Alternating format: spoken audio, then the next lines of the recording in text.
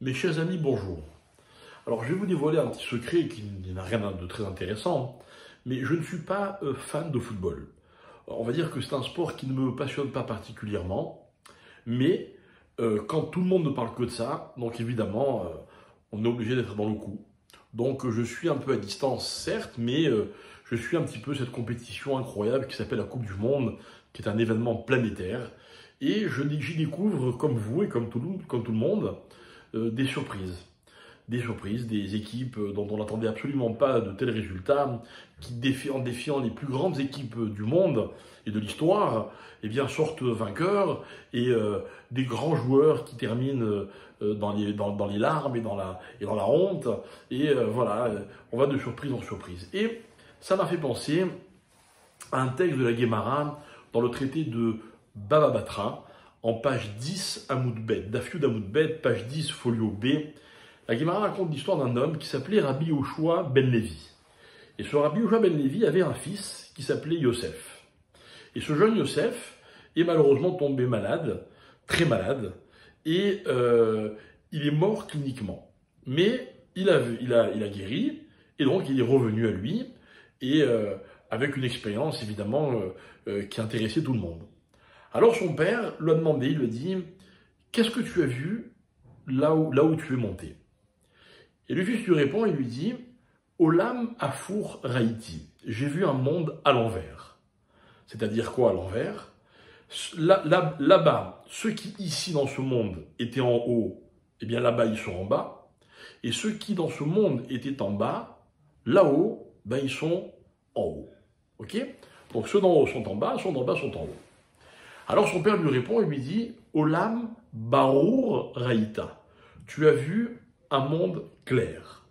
C'est-à-dire, tu as vu un monde vrai, dans lequel les choses sont véritablement à leur place.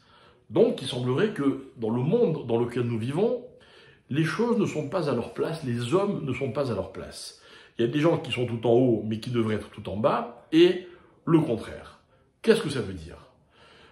Nos maîtres nous expliquent que nous vivons dans un monde dans lequel l'homme est jugé par rapport à ses résultats.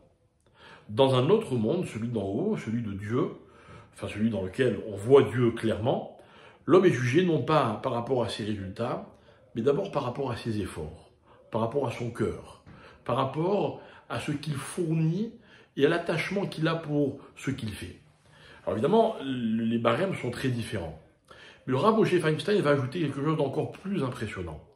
Il va dire, en fait, le monde dans lequel nous vivons est un monde dans lequel on est jugé par rapport à nos résultats, mais de quel résultat s'agit-il? Du résultat que nous obtenons par rapport aux résultats que d'autres obtiennent. Et si vous me suivez bien, c'est le principe de la compétition. Ça veut dire qui est bon? Celui qui est moins nul que celui qui est plus mauvais, quoi. Alors, si je gagne un nul, je suis bon. D'accord? Mais je suis bon parce que celui que j'ai gagné, il était moins bon que moi. Et en fait, le monde fonctionne comme ça. Le monde, c'est une compétition. Et on nous apprend à être en première place. On nous apprend à battre les autres, à être le meilleur.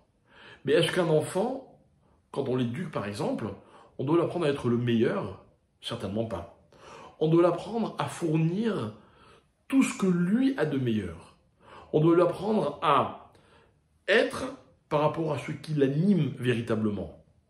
On ne peut pas être jugé par rapport à nos résultats quand nos résultats sont la conséquence d'une confrontation avec quelqu'un d'autre.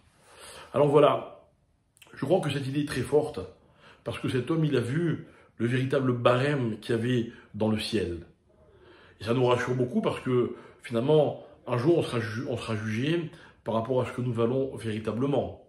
Mais ça doit aussi nous rappeler d'être sur nos gardes, de ne pas se contenter dans la vie d'un résultat parce qu'il est relatif au résultat de l'autre. Alors je n'ai rien contre le foot, et encore moins contre la Coupe du Monde, et encore moins pour ceux qui gagnent et qui finiront sans doute champions. Mais attention, le vrai bilan dans la vie n'est pas le résultat d'un match, mais le résultat de ce que j'ai fourni par moi-même, de la façon dont moi je vis les choses, des efforts que je suis prêt à fournir. C'est comme ça qu'on on doit être véritablement jugé, et c'est exactement ce qui va nous arriver. Merci beaucoup.